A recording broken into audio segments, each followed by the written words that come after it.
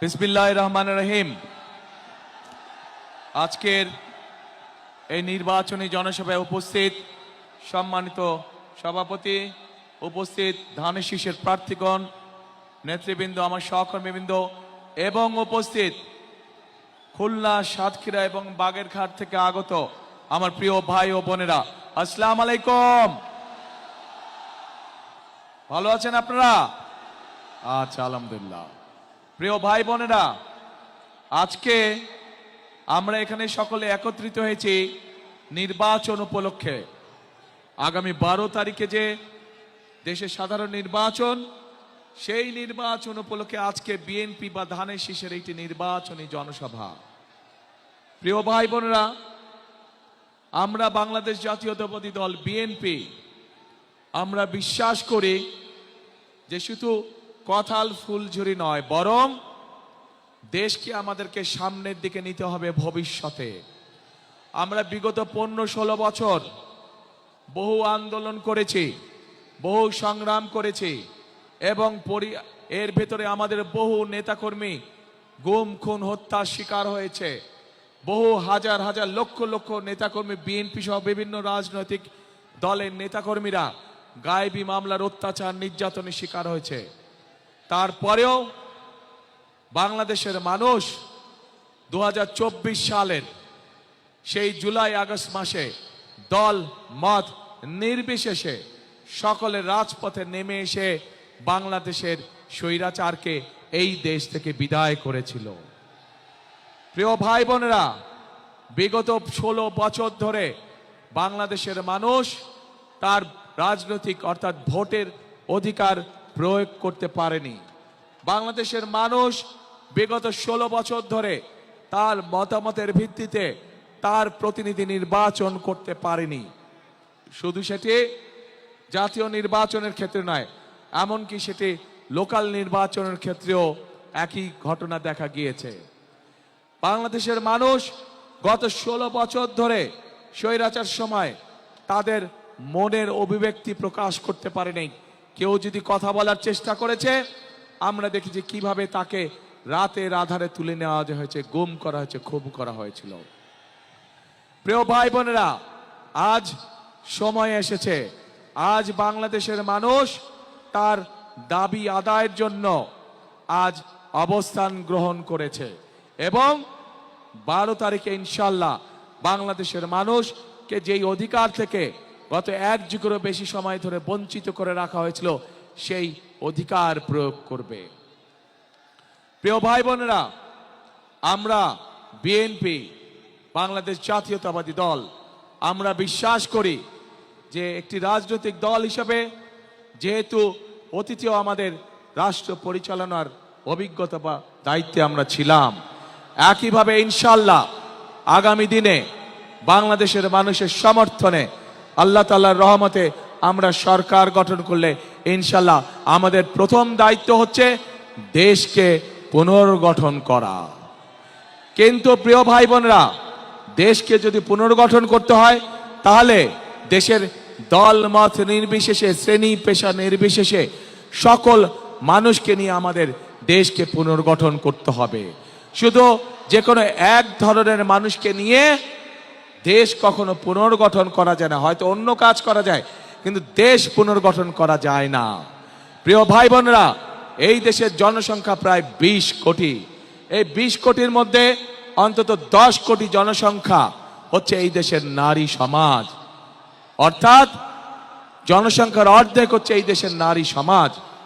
এই নারী সমাজকে যদি আমরা পেছনে রেখে যতই পরিকল্পনা গ্রহণ করি না কেন, যতই বড় বড় কথা আমরা বলি না কেন, কোনোভাবেই সম্ভব নয় দেশকে সামনে নিয়ে যাওয়া, কোনোভাবেই সম্ভব নয় দেশকে পুনর্গঠন করা।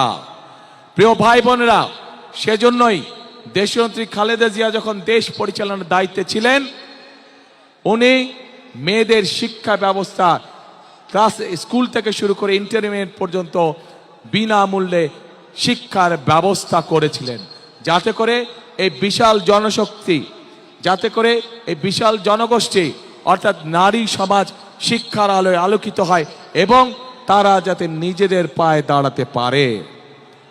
প্রিয় ভাই বোনেরা, নির্বাচন এসেছে, স্বাভাবিকভাবেই বিভিন্ন রাজনৈতিক দল তাদের বিভিন্ন লক্ষ্য উদ্দেশ্য জনগণের সামনে উপস্থাপন করবে। কিন্তু আমরা দেখছি একটি রাজনৈতিক দল, এই যে বাংলাদেশের অর্ধেক গোষ্ঠী নারী গোষ্ঠী, যে তাদের সম্পর্কে আমরা দেখেছি কিভাবে তাদেরকে ঘরের মধ্যে আটকিয়ে রাখতে চায়, সেই কথা তারা বলেছে। আমরা দেখেছি একটি রাজনৈতিক দলের একজন নেতা পরিষ্কারভাবে বলে দিয়েছে যে তারা কোনোভাবেই নারীর নেতৃত্বে বিশ্বাস করে না।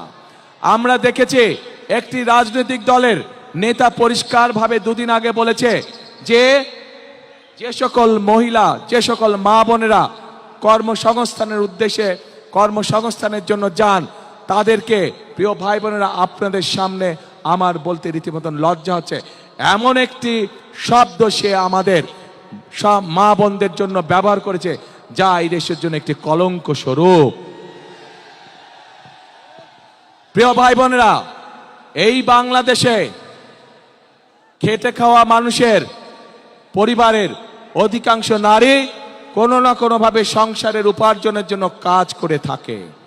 এই বাংলাদেশের লক্ষ লক্ষ 50 লক্ষের উপরে নারী আজ যেই গার্মেন্ট শিল্প নিয়ে সকলে গৌরব করে, সেই গার্মেন্ট শিল্পে নারী শ্রমিকরা কাজ করেন।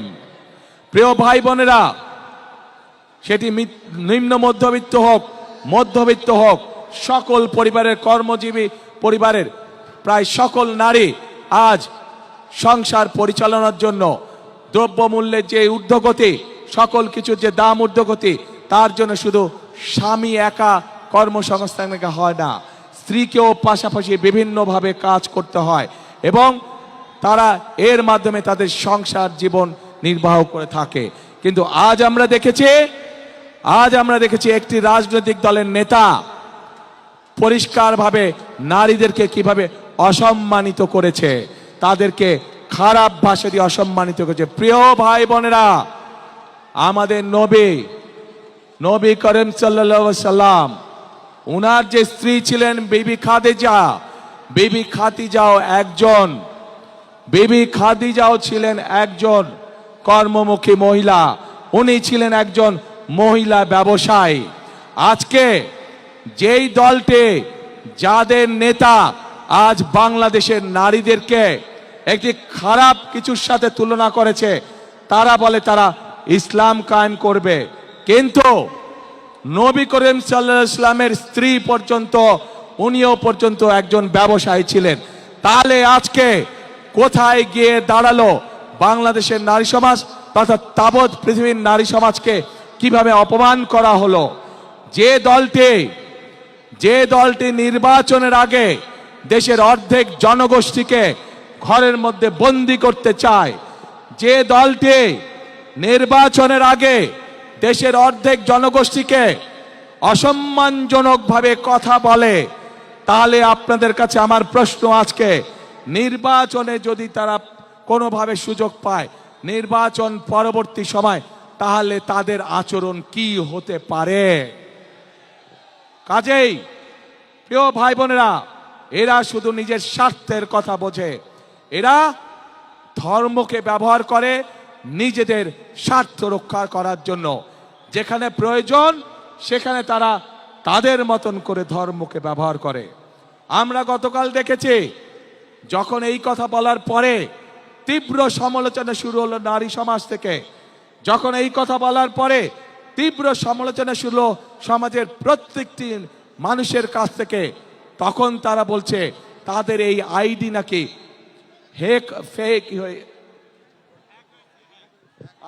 হ্যাক হয়ে গিয়েছিল। প্রিয় ভাই বোনেরা, এই বিষয়ে যারা বিশেষজ্ঞ, তারা পরিষ্কারভাবে বিভিন্নভাবে বলেছে যে আইডি এইভাবে হ্যাক হতে পারে না। একটি রাজনৈতিক দলের একজন সিনিয়র নেতা জনগণের সামনে নির্বাচনের আগে এইভাবে মিথ্যা কথা বলছে, দলটি পর্যন্ত মিথ্যা কথা বলছে, তাদের আইডি বলে হ্যাক হয়ে গেছিল, অথচ আইডি হ্যাক হয়নি তাদের। কাজেই এরা নির্বাচনের আগে নিজেদের স্বার্থ সিদ্ধির জন্য মানুষের সামনে মিথ্যা কথা তুলে ধরছে, মিথ্যা কথা তারা বলছে। এদের একটাই পরিচয়, এরা মিথ্যাবাদী। এরা নিজেদের প্রয়োজনে নিজেদের সাথে মিথ্যা কথা বলে। যারা মিথ্যা কথা বলে, হাজারো লক্ষ কোটি মানুষের সামনে যারা মিথ্যা কথা বলে, যারা বিশেষজ্ঞদের মুখের উপরে মিথ্যা কথা বলে, এরা আর যাই হোক, এরা দেশ দরদি হতে পারে না। এরা আর যাই হোক, এরা কখনো মানুষের দরদি হতে পারে না। এরা আর যাই হোক, এরা কখনো জনদরদি হতে পারে না। এদের দরদ শুধু এদের নিজেদের লক্ষ্যের জন্য, এদের দরদ শুধু এদের নিজেদের উদ্দেশ্যের জন্য।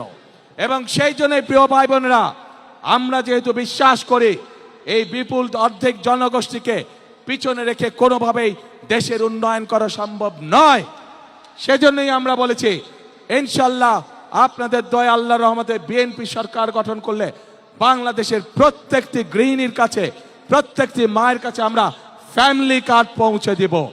যেই ফ্যামিলি কার্ডের মাধ্যমে আমরা দেশের নারী সমাজকে ধীরে ধীরে স্বাবলম্বী করে গড়ে তুলতে চাই, যাতে করে এই নারী সমাজ কারো প্রতি মুখাপেক্ষী হয়ে তা না থাকতে হয়, যাতে করে তারা নিজেদের পায়ে নিজেদের দাঁড়িয়ে যেতে পারে। আজকে বাংলাদেশের তাবৎ মা বোনদেরকে বলবো আমি, যারা আপনাদেরকে এইভাবে অপমানিত করে তাদেরকে আপনারা কিভাবে জবাব দেবেন, আজ সেই সিদ্ধান্ত নেবার সময় এসেছে।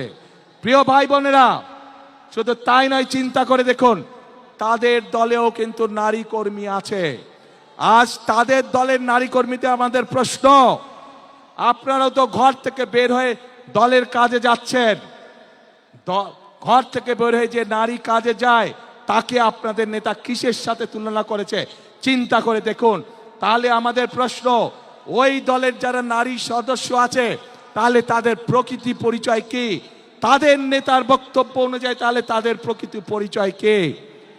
যেই দলের নেতা নিজের দলের নারী কর্মীদেরকে এইভাবে অপদস্থ অপমানিত করতে পারে, সেই দলের নেতা যদি সুযোগ পায় তাহলে বাংলাদেশের সাধারণ নারীদেরকে, সাধারণ মা বোনদেরকে তারা কিভাবে অপদস্থ অপমানিত করবে, যার অবশ্য উদাহরণ আমরা 1971 সালেই দেখেছিলাম।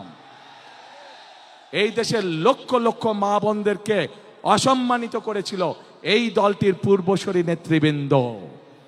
কাজেই যাদের কাছে মানুষের কোনো মূল্যায়ন নেই, যাদের কাছে মানুষের কোনো আত্মসম্মান বোধ নেই, তাদের কাছে কখনো দেশ নিরাপদ হতে পারে না, তাদের কাছে কখনো দেশের মানুষ নিরাপদ হতে পারে না, নারী পুরুষ নির্বিশেষে। প্রিয় ভাই বোনেরা, আজ এই খুলনা সহ, সাতক্ষীরা সহ, বাগেরহাট সহ এই বিশাল অঞ্চলে আজ বহু সমস্যা আছে। যেমন এই খুলনা ছিল এক সময় শিল্প নগরী, কিন্তু আমরা দেখছি গ্যাস সহ বিভিন্ন কারণে আজ এই শিল্প নগরী প্রায় মৃত নগরীতে পরিণত হয়েছে, শিল্প মৃত নগরী। আমরা চাই ইনশাআল্লাহ বিএনপি আগামী 13 তারিখে সরকার গঠন করলে এই শিল্প নগরীকে আবার জীবিত শিল্প নগরীতে আমরা পরিণত করতে চাই, যাতে করে সেই সব শিল্পের মধ্যে শুধু পুরুষরাই নয়, সেই সব শিল্পের মধ্যে যাতে নারীদেরও কর্মসংস্থান হয়, সেভাবে আমরা এই অঞ্চলের শিল্প নগরীকে গড়ে তুলতে চাই। প্রিয় ভাই বোনেরা, আমরা এইখানকার তরুণ সমাজের সদস্য যারা আছে, যুব সমাজের সদস্য যারা আছে, বিশেষ করে যারা আইটিতে কাজ করেন, তাদের জন্য এখানে গড়ে তুলতে চাই আইটি পার্ক সহ আরো ফ্যাসিলিটি, যার মাধ্যমে তারা তাদের কর্মসংস্থানের ব্যবস্থা করতে পারবে। প্রিয় ভাই বোনেরা, কৃষক এমন একটি পেশা যা বাংলাদেশের সারা বাংলাদেশে গ্রামে গঞ্জে ছড়িয়ে আছে। এই খুলনা সহ, বাগেরহাট সহ, সাতক্ষীরা, এই 3 জেলার মধ্যে আমাদের লক্ষ কোটি কৃষক রয়ে গিয়েছে, কিন্তু এই কৃষক ভাইরা বিভিন্ন রকম সমস্যার মধ্যে রয়েছে। আমরা সেই জন্য কৃষক ভাইদের পাশে, আমরা মা বোনদের হাতে, গৃহিণীদের হাতে যেমন ফ্যামিলি কার্ড পৌঁছে দিতে চাই, ঠিক একইভাবে আমরা কৃষক ভাইদের কাছে কৃষি কার্ড পৌঁছে দিতে চাই। শুধু কৃষি কার্ড না, এই কৃষি কার্ডের মাধ্যমে যেমন তার ঋণ পেতে সুবিধা হবে, এই কৃষি কার্ডের মাধ্যমে সেই কৃষক ভাইয়ের হাতে আমরা যেমন প্রয়োজনীয় কীটনাশক, বীজ, সার পৌঁছে দেব। একইভাবে আমরা সিদ্ধান্ত গ্রহণ করেছি যে সকল কৃষক ভাইদের এই বর্তমানে এই মুহূর্তে 10,000 টাকা পর্যন্ত কৃষি ঋণ আছে, সেই ঋণ ইনশাল্লাহ সুদ সহ আমরা মওকুফ করব। প্রিয় ভাই বোনেরা, আজ দেশকে গড়ার সময় হয়েছে। দেশকে আমাদের পুনর্গঠন করতে হবে। এই যে লক্ষ মানুষ আজ এখানে উপস্থিত হয়েছেন, এই দেশ যদি ঠিক থাকে, এই দেশকে যদি আমরা পুনর্গঠন করতে পারি, দেশে বেকারদের কর্মসংস্থান করতে পারি, দেশের নারীদেরকে স্বাবলম্বী করে গড়ে তুলতে পারি, দেশের শিক্ষার্থীদের সঠিক শিক্ষার ব্যবস্থা আমরা তৈরি করতে পারি, দেশের মানুষের চিকিৎসা ব্যবস্থা যদি আমরা তৈরি করতে পারি, তাহলেই একমাত্র সম্ভব আমাদের সেই প্রত্যাশিত বাংলাদেশকে গড়ে তোলা। যেই প্রত্যাশিত বাংলাদেশের স্বপ্ন এখানে উপস্থিত প্রত্যেকটি মানুষের চোখে মুখে রয়েছে। আজান দিচ্ছে না, আজানটা শেষ হচ্ছে। প্রিয় ভাই বোনেরা, আজানটা দিচ্ছে, 1 মিনিট, আজানের পরে আমি আবার বলছি।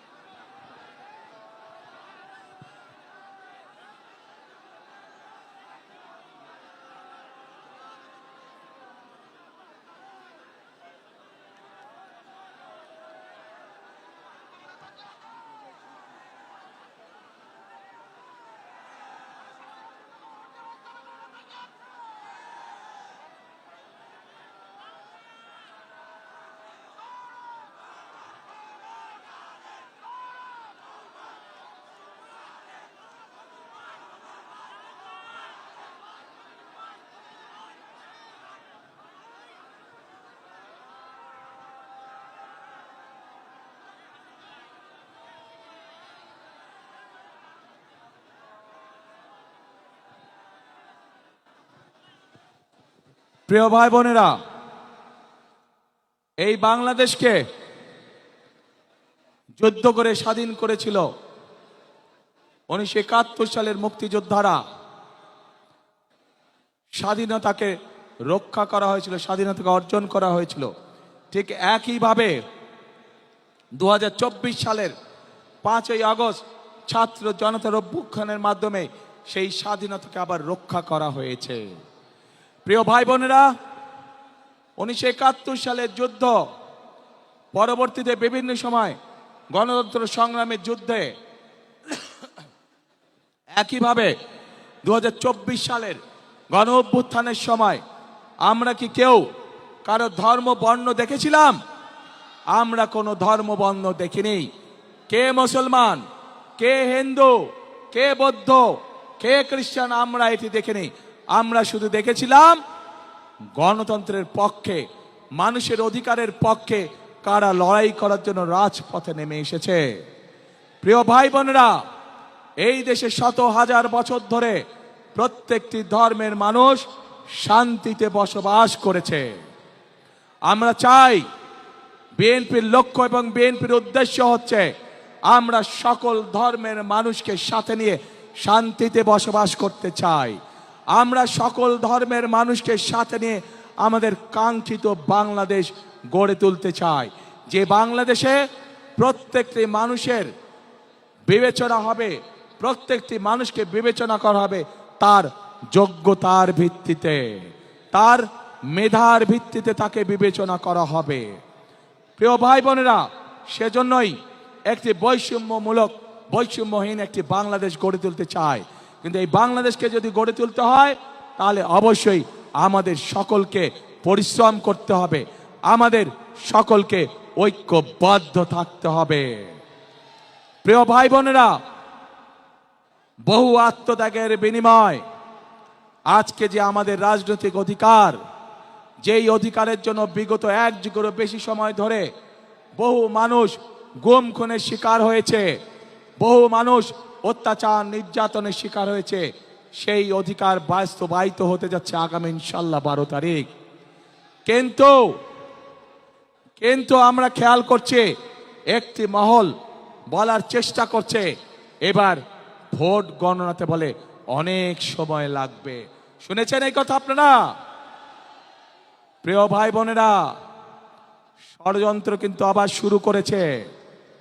এই যে যাদের কথা বলেছি প্রথমে, যারা জনগণের সামনে সকাল বিকাল মিথ্যে কথা বলছে, যারা দেশের নারী সমাজকে হেয় প্রতিপন্ন করছে, এরাই আবার ষড়যন্ত্র শুরু করেছে বিভিন্নভাবে। কারণ তারা জানে তাদের এইসব কথাবার্তা, তাদের এইসব কাজকর্ম, এইসব ফাঁকি ঝুঁকে মানুষ ধরে ফেলেছে, এবং সেজন্যই তারা বিভিন্ন ছল ছাতুরির চেষ্টা করছে। প্রিয় ভাই বোনেরা, আজ তাই এই জনসভায় দাঁড়িয়ে আপনাদের সকলকে বলতে চাই, আপনাদেরকে আজ থেকে সতর্ক থাকতে হবে, সজাগ থাকতে হবে। যে অধিকার আপনি গত 1 যুগ ধরে পাননি, আবার যাতে এই অধিকার কেউ কেড়ে নিয়ে যেতে না পারে, আপনাদের সকলকে সতর্ক থাকতে হবে। দল মত ধর্ম বর্ণ নির্বিশেষে আমাদের সকলকে সতর্ক এবং সজাগ থাকতে হবে। প্রিয় ভাই বোনেরা, আমরা যদি সকলে ঐক্যবদ্ধ থাকি, সকলে যদি আমরা একত্রিত হয়ে থাকি, তাহলে অবশ্যই আমরা আমাদের সেই কাঙ্ক্ষিত বাংলাদেশ গড়ে তুলতে সক্ষম হব। এবং সেই কাঙ্ক্ষিত বাংলাদেশের স্লোগান হবে একটাই। জানেন কি সেই স্লোগান? করব কাজ, কি ভাই? করব কাজ, গর্ব দেশ, সবার আগে বাংলাদেশ। করব কাজ, সবার আগে ইনশাআল্লাহ। প্রিয় ভাই বোনেরা, আসুন আজ এই জনসভায় আমরা প্রতিজ্ঞাবদ্ধ হই যে আপনাদের সামনে অভিজ্ঞতা রয়ে গিয়েছে, এবং বর্তমান মুহূর্তে যতগুলি রাজনৈতিক দল আছে তাদের মধ্যে একমাত্র বিএনপির অভিজ্ঞতা আছে দেশ পরিচালনা করার। এবং যেহেতু বিএনপির অভিজ্ঞতা আছে দেশ পরিচালনা করার, একমাত্র বিএনপির পক্ষেই সম্ভব এই বাংলাদেশকে সঠিক পথে পরিচালিত করা। প্রিয় ভাই বোনেরা, দেশকে যদি সঠিক পথে পরিচালিত করতে হয়, দুটো বিষয় আমাদেরকে অত্যন্ত সতর্কভাবে সজাগ দৃষ্টি রাখতে হবে। এক, দেশের আইন শৃঙ্খলা রক্ষা করা, যে কোনো পরিস্থিতিতে দেশের আইন শৃঙ্খলা রক্ষা করা, যেন মানুষ শান্তিতে রাজপথে চলতে পারে, যেন মানুষ শান্তিতে তার ব্যবসা বাণিজ্য করতে পারে, যেন মানুষ শান্তিতে রাতে ঘুম যেতে পারে তার নিজের ঘরে। এই অভিজ্ঞতা বিএনপির আছে। বিএনপি জানে কিভাবে দেশে নিরাপদ পরিস্থিতি তৈরি করতে হয়। প্রিয় ভাই বোনেরা, একই সাথে বিএনপির আরেকটি অভিজ্ঞতা আছে কিভাবে দেশকে দুর্নীতির করাল গ্রাস থেকে বের করে নিয়ে আসতে হয়।